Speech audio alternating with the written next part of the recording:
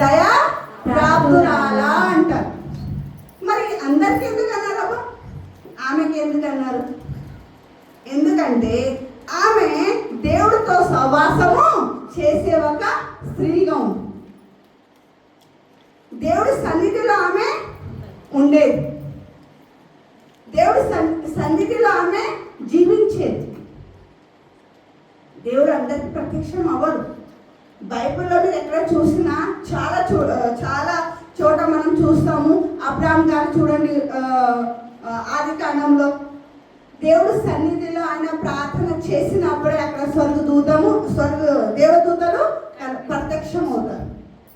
మనోహ, శంసోన్ వాళ్ళ డాడీ వాళ్ళు దేవుడు ప్రార్థన చేసినప్పుడే దేవదూతలు అక్కడ ప్రత్యక్షము అవుతారు. అపొస్తలుల కార్యంలో కొర్నేలి అని ఒక వ్యక్తి ఉంటాడు. ఆయన ప్రార్థన చేసినప్పుడే దేవదూతలు అక్కడ ప్రత్యక్షం అవుతారు. అలాగే అపొస్తలుల కార్యంలో పేతురు గారు ప్రార్థన చేసినప్పుడు దేవుడి సన్నిధిలో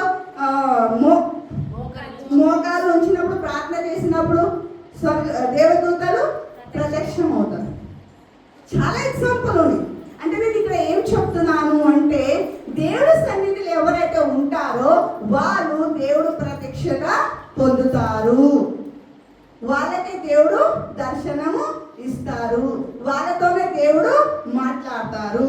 సో మరియా ఏముంది అంటే దేవ ప్రత్యక్షతని పొందింది. ఎట్లా పొందింది? ఎందుకంటే ఆమె సమయము వృధా చేయకుండా, ముచ్చట్లు పెట్టకుండా, టెటర్లో వెళ్ళకుండా, వేస్ట్ పనిలో వెళ్ళకుండా కదా, కళ్ళ కాంపౌండ్లో వెళ్ళకుండా, బార్లో వెళ్ళకుండా, క్లబ్లో వెళ్ళకుండా, అవునా, మార్కెట్లో వెళ్ళకుండా ఆమె ఎక్కడ గడిపింది? తన సమయమును దేవుడి సన్నిధిలో గడిపింది. ఎక్కడ చేసిందండి? దేవుడి సన్నిధిలో తన సమయము, తన జీవితము జీవించింది. కాబట్టి దేవుడు ప్రత్యక్షత ఆమె పొందింది. దేవుడు అన్ని చూస్తారు కదా. ఇప్పుడు చూడండి, మీ ఇంట్లో ఏమైనా కార్యం అయితే, సపోజ్ అన్నీ అయితే మీరు చూడలేరు కదా. ఏమైనా మీరు సపోజ్ ఇప్పుడు ఒక మ్యారేజ్ జరుగుతుంది ఇంట్లో, మీరు ఏం చేస్తారు? ఓహో ఈయన మంచిగా ఉన్నాడు, ఈయన దగ్గర డబ్బులు మీరు అందరికి ఇస్తారా? ఒక బాధ్యత మీరు అందరికి ఇస్తారా? ఎవరికి ఇస్తారు? ఎవరు ఈ బాధ్యతని సక్రమంగా చేయగలుగుతారు వాళ్ళకే మీరు ఆ డబ్బు ఏమైనా పని అప్పు చెప్తారు. వాళ్ళకి అందరికీ వాడతారా? అందరు మీ పిల్లలే కదా, అందరు మీ కూతురులే కదా, అందరు మీ చుట్టాలే కదా, మరి అందరికీ వాడరు. ఎందుకు? ఎవరు ఆ కార్యాన్ని చేయగలుగుతారు వాళ్ళకే మీరు ఆ పనిని అప్పు చెప్తారు. అంతే కదా, అందరికీ వాడరు కదా. సో ఇక్కడ కూడా చూడండి, దేవుడు దర్శనము, దేవదూతల దర్శనము ఎక్కడ అంటే అక్కడ అవ్వదు. దానికోసం ఏముండాలి? దేవుడి సన్నిధిలో మనము రావాలి, దేవుడి సన్నిధిలో మనము ఉండాలి. ఎవరైతే ఇప్పుడు చూడండి, మీ ఫ్రెండ్ సర్కిల్లోనే చూడండి, ఎక్కడ మీరు ఎక్కువ ఫ్రెండ్షిప్ చేస్తారు, చాలా రోజుల తర్వాత దూరం అయితే మీరు వాళ్ళకి గుర్తు చేస్తారా? కాదు కదా. ఎమర్జెన్సీలో ఎవరి ఫేస్ మీకు ముందు ఉంటుంది వాళ్ళే వస్తారు కదా. మీతో రోజు సహవాసంలో ఉంటేనే వాళ్ళే మీరు ఎక్కువ గుర్తు చేస్తారు. ఎందుకంటే మీకు తెలుసు ఎక్కువ మీరు వాళ్ళతోనే టైం గడుపుతున్నారు కాబట్టి మీకు వాళ్ళే కనపడతారు, వేరే వాళ్ళు మీకు కనపడరు. నిజంగా అంటున్నాను.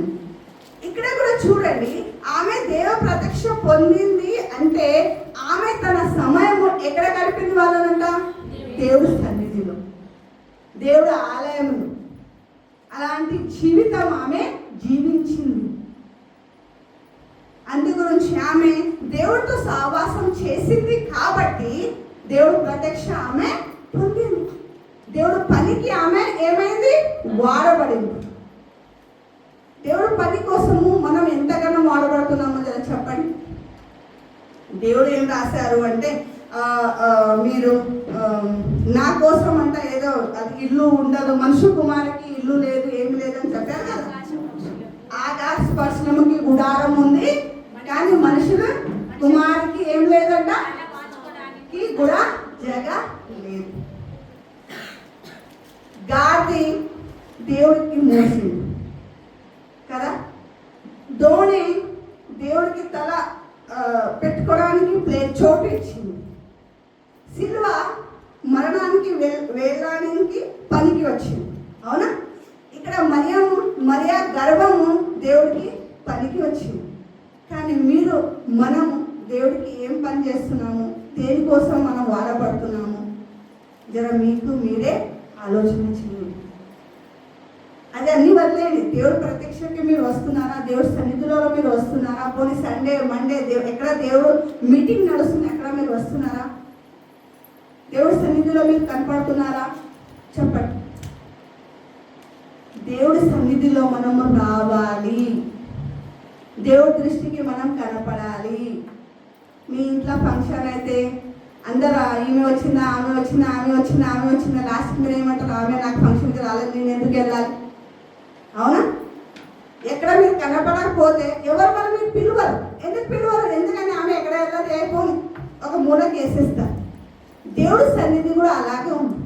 ఇక్కడ దేవదూతలు ఇప్పుడు వాళ్ళ పనిలో వాళ్ళు ఉన్నారు. ఎవరెవరు ఉన్నారు, ఏం నడుస్తుంది, ఎవరు ఎలాంటి మనసుతో కూర్చున్నారు, ఎందుకంటే వాళ్ళకి కూడా సండే రోజు పని ఉంటుంది. అది మనం యాకోబు కళలో చూస్తాం కదా, స్టెప్స్ ఉంటాయి, ఇక్కడ నుంచి పైన వెళ్తారు, పైన నుంచి కింద వస్తారు, ఇక్కడ నుంచి పైన వెళ్తారు, పైన నుంచి కింద వస్తారు అని చూసామట. ఏంటి వాళ్ళు ఏం తీసుకెళ్తారు, దేవుడి దగ్గర అన్ని సమాజ న్యూస్. ఫంక్షన్ అయిన తర్వాత మనం ఎలా రాత్రి ఎవరెవరు వచ్చారు, ఏమేమి చూశారు, ఏమేమి చేశారు అని అడుగుతామా? దేవుడు తన దేవదూతలు కూడా పని అప్పచెప్తారు. సండే రోజు ఎక్కడెక్కడ నా మీటింగ్ జరిగింది, ఎవరెవరు ఉన్నారు, ఎలాంటి మనిషితో కూర్చున్నారు, ఏం చేశారు, దేనికోసం మాట్లాడారు, అన్ని రిపోర్టు దేవుడి సన్నిధికి వెళ్తుంది. కాబట్టి దేవుడి సన్నిధిలో మనము రావాలి. సార్ ఎన్నోసార్లు చెప్పారు, మీలో చాలా మంది అంటారు, ఇంకా మేము తాగుతున్నాను, ఇంకా బిడ్డ పెళ్లి అవ్వలేదు, ఇట్లా ఉన్నా, తర్వాత వస్తా అంటే తర్వాత మీరు పైనకి వెళ్ళిపోతారు. ఆ సమయము రాదు. అది మీరు మారబడతారా తర్వాత సంగతి. ఫస్ట్ మీరు దేవుడి సన్నిధిలో రావాలి, గాడ్ ప్రెసెన్స్ లో మీరు ఉండాలి. ఇక్కడ మరియా దేవుడు సన్నిధిలో ఆమె ఉంది కాబట్టి దేవుడు ఆమె వాళ్ళ పని కోసము ఎంపిక చేశారు. దేవుడి దృష్టి ఆమె మీద వెళ్ళింది. దేవుడు ప్రత్యక్షని ఆమె పొందింది. ఉట్టిగా పొందిందా? ఆమె ముస్లిం ముచ్చట్లో కూర్చుంటే అక్కడ వెళ్ళేవాళ్ళ దేవుడు కాదు కదా. దేవుడు ఎక్కడ ఉన్నారు? దేవుడి సన్నిధి ఎక్కడ ఉంటుంది? ఆలయంలో ఉంటుంది. దేవుడు ప్రత్యక్ష ఎక్కడ ఉంటుంది? ఆలయంలో ఉంటుంది. ఆలయానికి రండి. మొదటి ప్రిఫరెన్స్ నాకు ఇవ్వండి. మీ కష్టాలు, మీ బాధలు ఎక్కడ తీసుకురండి అని ఎందుకు చెప్తున్నారు? నా సన్నిధికి రండి, నా వైపు తిరగండి.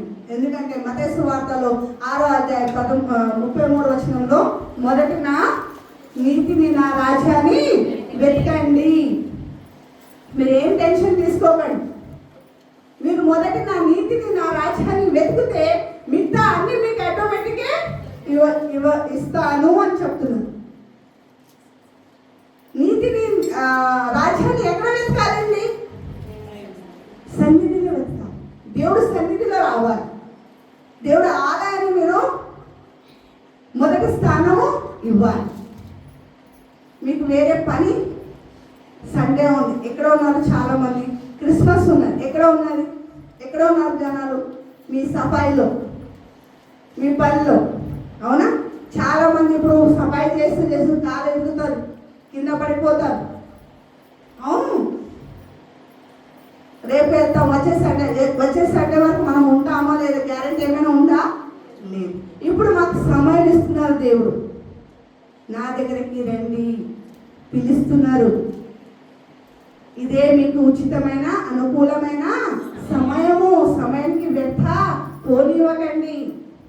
మరియా దేవుడు వాసంలో దేవుడితో సహవాసం చేసింది కాబట్టి స్వర్గాన్ని ఆమె ఏం చేసింది? ఆకర్షించేసింది.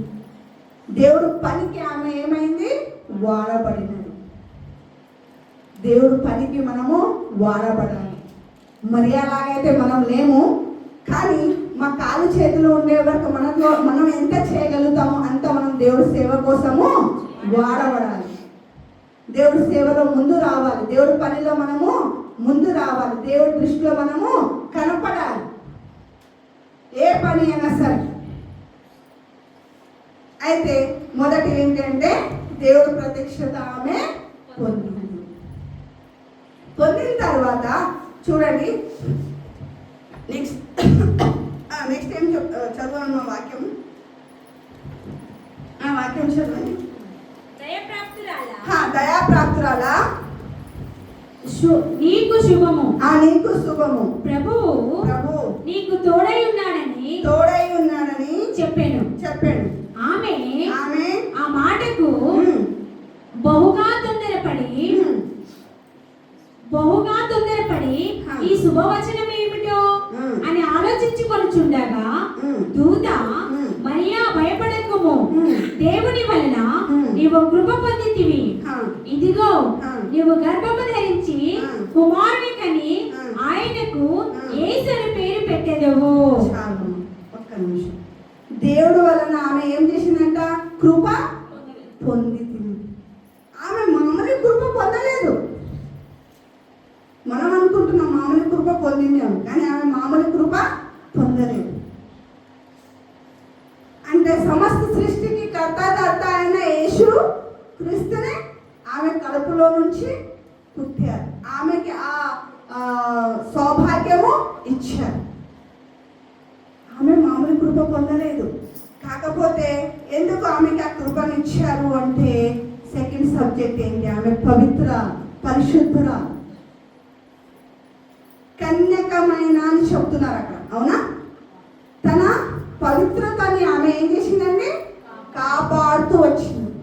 ఎందుకు? అప్పుడు ఏమో లూతు కాలంలో పాపం లేదా? అబ్రహాం కాలంలో పాపం లేదా? ఉంది కదా. ప్రతి కాలంలో ప్రతి పరిస్థితిని బట్టి పాపం ఉండేది. కన్యకులు లేదా? ఉన్నారు.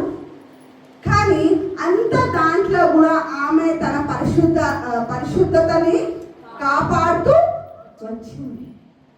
ఆమె ఒక పరిశుద్ధురాలు, కన్యక. అందుకని స్పెషల్లీ అక్కడ మెన్షన్ చేశారు. ఆమె ఏముందంట? కన్యక. దేవుడికి కూడా కావాల్సిన ఏంటి? మొదటిది మీ పరిశుద్ధత. దేవుడు వాక్యంలో ఏం చెప్పారు? నేను పరిశుద్ధుడై ఉన్నాను కాబట్టి మీరు కూడా పరిశుద్ధులుగా ఉండండి. ఫస్ట్ మీరు ఏం చేసినా చేయకపోయినా మీ పరిశుద్ధతని మీరు కాపాడుకోవాలి. దేవుడికి కావాల్సింది పరిశుద్ధత. ఏ పాపం వద్దు. పాపం అంటే దేవుడికి ఏముంది? శత్రు, వైరం. కాబట్టి పరిశుద్ధత. ఆమె ఒక పరిశుద్ధమైన కన్య, పరిశుద్ధరాలు. కాబట్టి ఆమె పరిశుద్ధతని చూసి ఎంత పరిశుద్ధ ఉండొచ్చు చూడండి. దేవుడి దర్శనమే ఆమె, దేవుడి ప్రత్యక్షమే ఆమె పొందింది. ప్రత్యక్షతతో పాటు కృప కూడా పొందింది. చూడండి మరి ఎలాంటి కృప అది చూడండి. ఆమె ఒక అమ్మ, నీ నజరేతు ఊళ్ళో నీకు ఎమ్మెల్యే చేస్తున్నాను, నీకు చాలా పెద్ద పోస్ట్ ఇస్తున్నాను అని చెప్పారా? చూడండి ఎంత కృపని చూడండి. నెక్స్ట్, నీవు గర్భము ధరించి మరియా భయపడకుము, దేవుని వలన నీవు కృప పొందితివి. ఇదిగో నీవు గర్భము ధరించి కుమారుని కని ఆయనకు యేసు అని పేరు పెట్టెదవు. ఆయన గొప్పవాడై సర్వోన్నతుని కుమారుడు అనబడెను. ప్రభువైన దేవుడు ఆయన తండ్రి అయిన దావీదు సింహాసనమును ఆయనకిచ్చును. 31 చదవండి.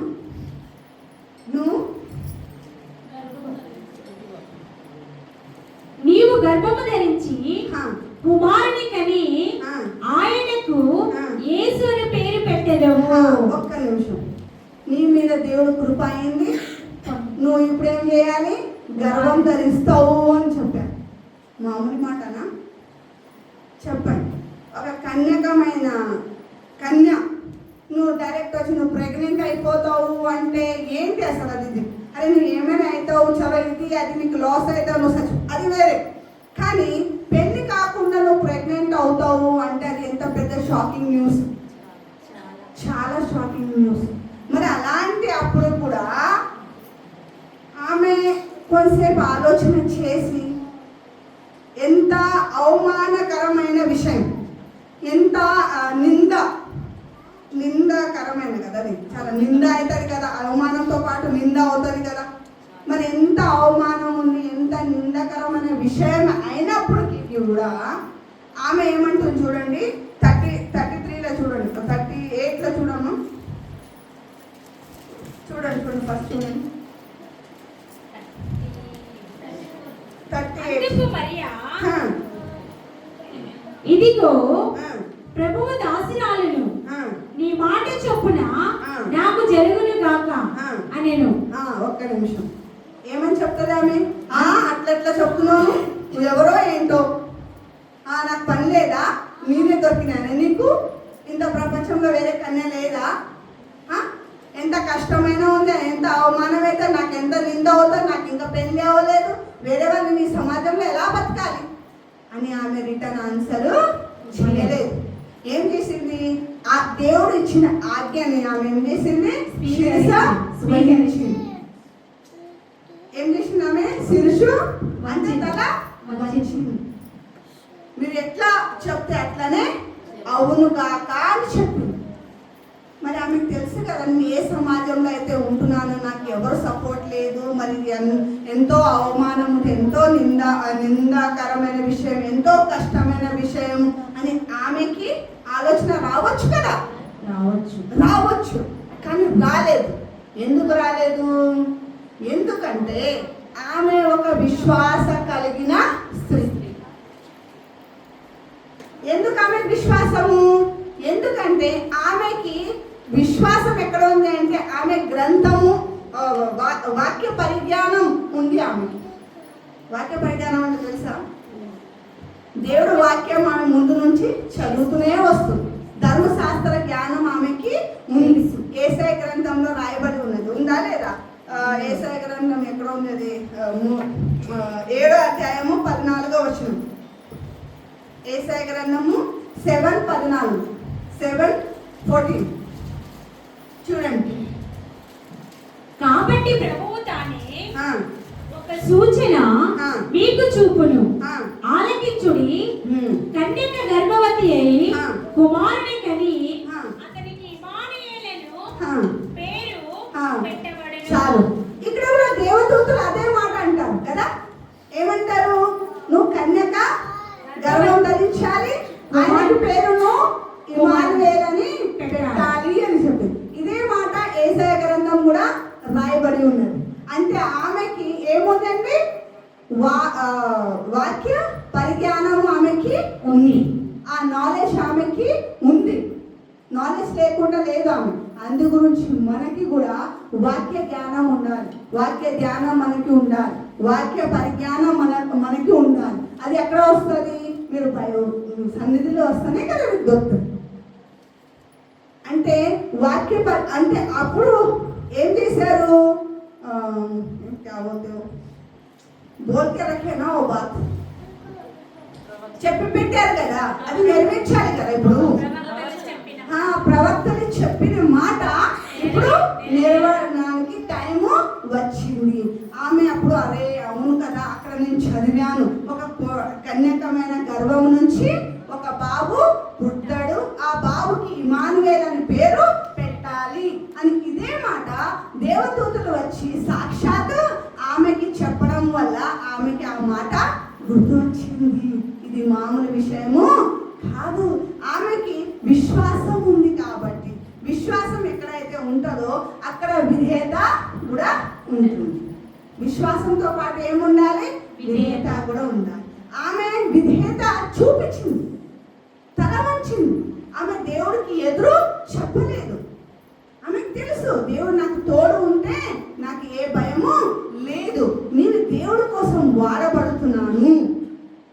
దేవుడికి నా గురించి తెలియదా? దేవుడు నా పేరు తెలుసు, నా ఊరు తెలుసు, నేను ఏ పరిస్థితిలో ఉన్నాను, నాకు దేవుడికి నా గురించి సమస్తము తెలుసు.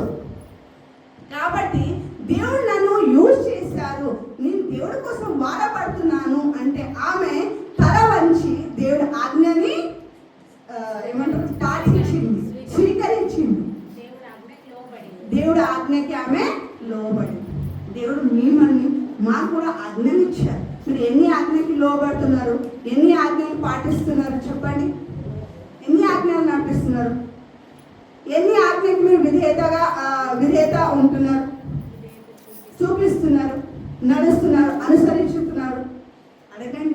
మీ మనసుకి మీరే మీరు దేవుడు ముంగట ఎలా ఉన్నారు? పరిశుద్ధంగా జీవిస్తున్నారా? దేవుడి సన్నిధిలో మీరు వస్తున్నారా? దేవుడి ఆజ్ఞకి మీరు లోబడుతున్నారా? చెప్పండి. దేవుడి నుంచి మీకు అన్ని కావాలి, కానీ దేవుడు ఇప్పుడు ఇప్పుడు మనము తల్లి పిల్లలతోని అన్ని మనం ఏం చేస్తున్నాము? ఆశిస్తున్నాం కదా. పిల్లలు కూడా తల్లిదండ్రుల నుంచి ఆశిస్తారు కదా. ఆశిస్తారా? ఇస్తారు అదనబదులు. దేవుడు అన్నారు, నేను నిన్ను కొన్నాను కదా, ఇప్పుడు నా మాటను, నా ఆజ్ఞని నువ్వు ఏం చేయాలి? పాటించి లోబడాలి, వినాలి, నడవాలి, గుర్తించాలి, అనుసరించాలి, గై కొనాలి. చేస్తున్నారా? నడుస్తున్నారా? గై కొంటున్నారా? కంఠస్థం చేస్తున్నారా వాక్యము? మరి ఎక్కడ ఉన్నారు? ఎలా వాడబడుతున్నారు? పరిశుద్ధత లేదు, వాక్య బోధన లేదు, వాక్య జ్ఞానము లేదు, ఏమీ లేదు. ఎలా మీ జీవితాలు బాగుపడతారు? ఎలా మీరు దీవిస్తారు? ఎలా మీరు ఆశీస్సు పొందుతారు? అందులో దేవుడు మీకు అనుకుంటున్నాడు.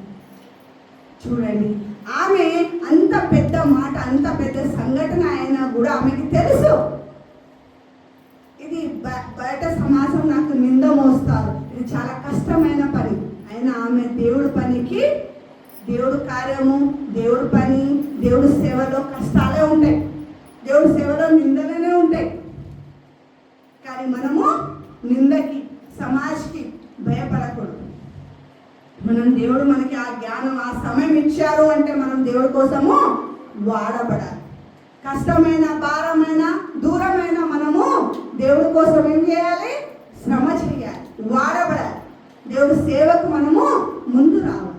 అప్పుడే మనకి గుర్తింపు వస్తుంది. ఇప్పుడు చూడండి, ఆమె భారం అనలేదు, దూరం అనలేదు, కష్టం అనలేదు. ఆమె దేవుడి మాటకి లోబడి ఆజ్ఞని స్వీకరించింది.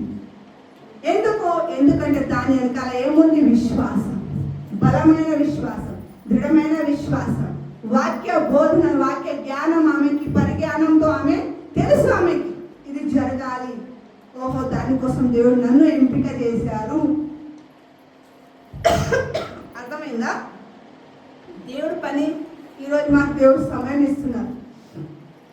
దేవుడి పని కోసం మనం ఏముండాలి? అది దేవుడు మాకు ఈ పని ఇచ్చాడు. ఆ ఖుషి మనం ఏం చేయాలి? దానికి యాక్సెప్ట్ చేసుకోవాలి.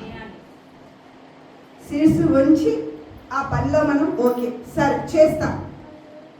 కానీ సంఘం కన్నా మన సమాజంలో, మన సంఘంలో ఏమొస్తుందంటే, మా దగ్గర టైం లేదు, మేము చేయలేము, అదే ఆన్సర్ వస్తుంది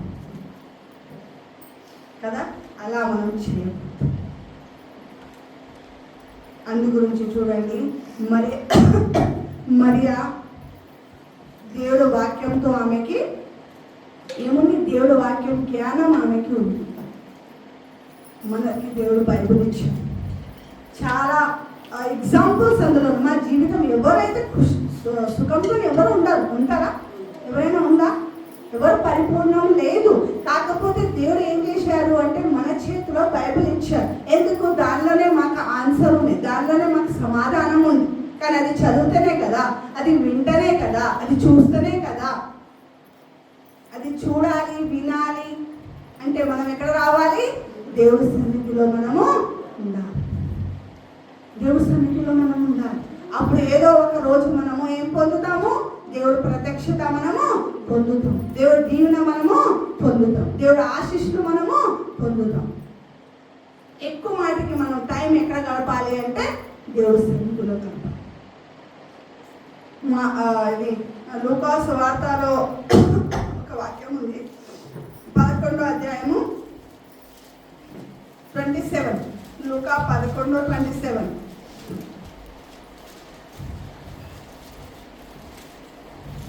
చూడండి, ఫస్ట్ లూకా 11. ఆయన ఈ మాటలు చెప్పుచుండగా 28 చదవండి.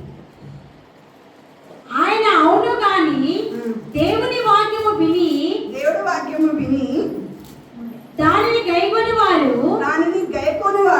మరీ ధన్యులని చెప్పాను. చాలా విని ఏం చేయాలంట? గైకొనాలి. ఓన్లీ ఇక్కడ నుంచి విని ఇక్కడ నుంచి వదలకూడదు. దానిని మనము గైకొనాలి, అనుసరించాలి, పాటించాలి, లోబడాలి, విధేయత చూపించాలి. అప్పుడే మనం ఏమైపోతామంట? ధన్యరాలు. చూడండి, మరియా ధన్యరాలు ఉన్నా కాదా? ఆమె వాక్యము వినింది, దేవుడు ఆజ్ఞ వినింది, మళ్ళీ దానిని అనుసరించింది, తల వంచి దానిని స్వీకరించింది.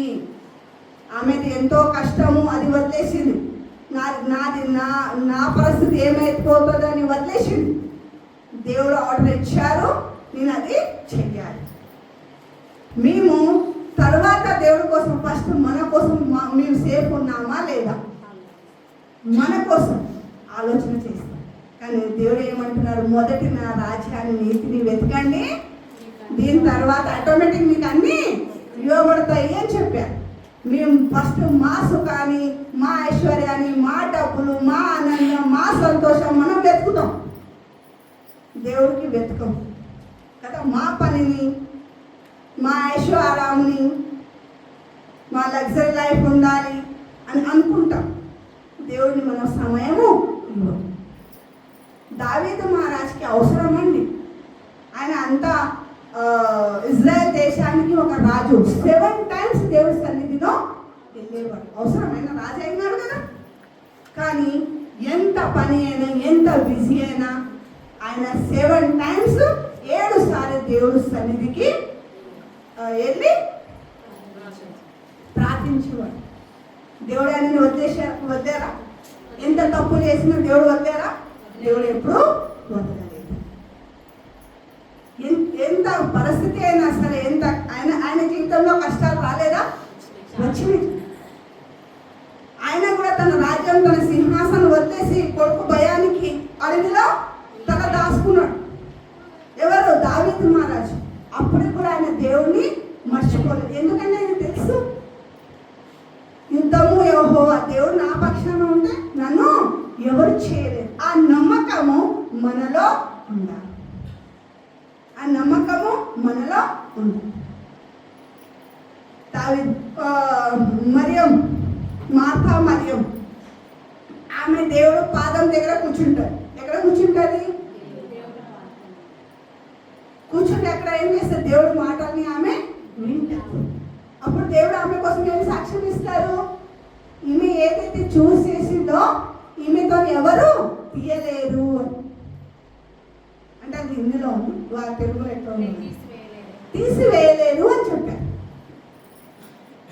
మీరు మీ దగ్గర ఉండే జ్ఞానం అంటే, మీరు దేవుడి సన్నిధిలో ఎప్పుడైతే వస్తారో, దేవుడి పాదం దగ్గర ఎప్పుడైతే కూర్చుంటారో, దేవుడు ఆలయంలో ఎప్పుడైతే వస్తారో, మీకు ఏముంటుంది? దేవుడు ఏం చేస్తారు? దీవిస్తారు.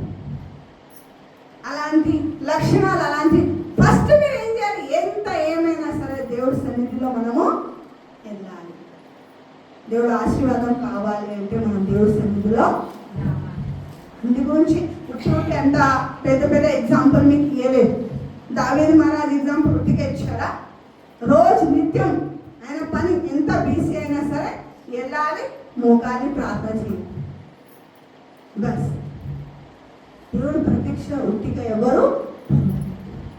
సో ఆమెలో ఏమేమి ఉందంటే, ఆమె దేవుడు ప్రత్యక్షత పొందింది, ఆమె దేవుడి ఆజ్ఞని శిరస వహించింది, ఇంకా విశ్వాసంతో ఆమె ఏముంది? కలిగింది స్త్రీ.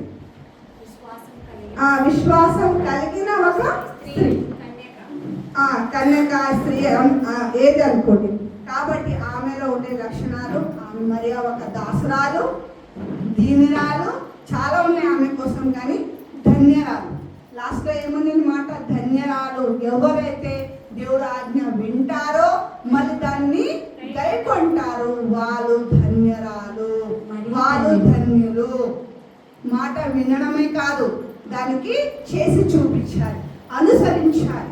అప్పుడే మీరు ధన్యరాలు అవుతారు, అప్పుడే మీరు ధన్యులు అవుతారు, అప్పుడే మీ జీవితం ధన్యులు. ఓకేనా?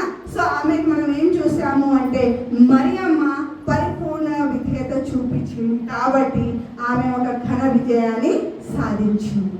పరిపూర్ణ విధేయత మనం దేవుడి వైపు చూపించాము. ఆమె తన దేహాన్ని, తన ఆత్మని, తన మనసుని సిద్ధపరిచింది. మనం కూడా మన దేహాన్ని, మన ఆత్మని, మన శరీరాన్ని సిద్ధపరచాలి.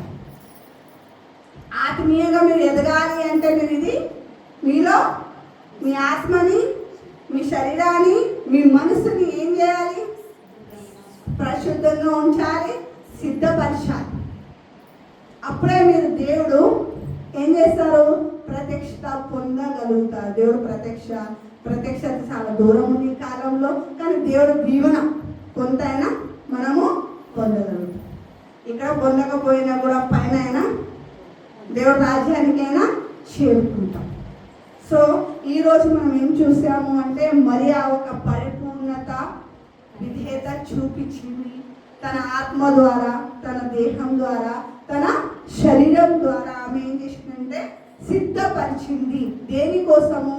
దేవుడు పని కోసం ఆమె సిద్ధపరిచింది. కాబట్టి ఒక ఘనమైన విజయాన్ని ఆమె ఏం చేసింది? సాధించింది. ఆమె చేతిలో ఉండే జీవితము లాస్ట్ ఎట్లా అయిపోయింది? మెరిసేలాగా అయిపోయింది. ఆమె ఈరోజు ఎలా ఉందంటే పరిశుద్ధ గ్రంథంలో, బైబిల్లోనే కాదు, ఒక సృష్టికర్త అయిన దేవుడు ఒక తల్లిగా ఆమెకి మనము చూస్తున్నాం. ఉట్టిగా అంత పెద్ద స్థాయి ఆమె ఉట్టిగా రాలేదు. ఆమె అలాంటి పరిశుద్ధత వహించింది. దేవుడు ఆజ్ఞకి లోబడింది.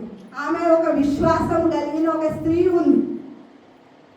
ఆత్మతో, శరీరముతో, మనసుతో ఆమె చాలా పరిశుద్ధరాలు. కాబట్టి దేవుడు దేవుడు పనిగా ఎంపిక చేశారు. అలా చేశారు కాబట్టి ఆమె ఒక ఘన విజయాన్ని సాధించారు. అలాంటి జీవితం మనది కూడా ఉండాలి. దేవుడు మాతో కోరేది ఏముంది? మీరు పరిశుద్ధంగా ఉండండి. ఏమి చేసినా నా పేరుట మీరు పూర్ణ ఆత్మతో, పూర్ణ వివేకముతో, పూర్ణ మనసుతో చేయండి. మీరు ఇంత ఇచ్చినా, ఏమి చేసినా పూర్ణ ఆత్మతో, సగం సగం కాదు అని చెప్పారు. పూర్ణ ఆత్మతో, పూర్ణ మనసుతో, పూర్ణ వివేకముతో నన్ను ధ్యానించండి, ఆరాధించండి, కానుక ఇవ్వండి. కానీ ఏమి చేసినా పూర్ణ మనసుతో చేయండి. నాకు కావాల్సింది పరిశుద్ధుడు. నేను పరిశుద్ధున్నాను కాబట్టి నా పిల్లలు కూడా అందరూ పరిశుద్ధులుగా ఉండాలి. అయితే మరియా జీవితంలో మనం ఏం చూసాము అంటే ఆమె దాసురాలు కదా. దాసురాలు అంటే 24 hours ఆమె దేవుడి సన్నిధిలో ఆమె జీవితము గడిపింది. కాబట్టి ఆమె దేవుడికి ఏముంది? దాసురాలు. దీనరాలు అంటే ఆమె స్వభావం చాలా పరిశుద్ధంగా ఉంది. దేవుడి మాటకి లోబడేది, దేవుడికి అంటే భయం ఉంది, భక్తి ఉంది. కాబట్టి ఆమె దీనురాలు. కాబట్టి దేవుడు ఆమె మీద ఏం చూపించారు? కరుణ చూపించారు, ఆమె దీనితను బట్టి. కాబట్టి ఆమె దీనురాలు. ధన్యరాలు ఎందుకన్నారు అంటే ఎంత కష్టమైన పనిని కూడా ఆమె తల వంచి స్వీకరించింది. ఖాళీ వాక్యం ఆమె వినింది. యేసయ్య గ్రంథం, ధర్మశాస్త్రం మొత్తం చదివింది. ఆమె జ్ఞానం ఉంది. ఆమె వినింది కాదు, దానిని ఏం చేసింది? ఆమె పాటించింది, గైకొనించింది. కాబట్టి ఆమె ఏమని పేరు వచ్చింది? ఆమె ధన్యరాలు అని వచ్చింది. మనం కూడా దాసురాలుగా జీవించాలి. దీనత మనలో ఉండాలి. ధన్యత మనలో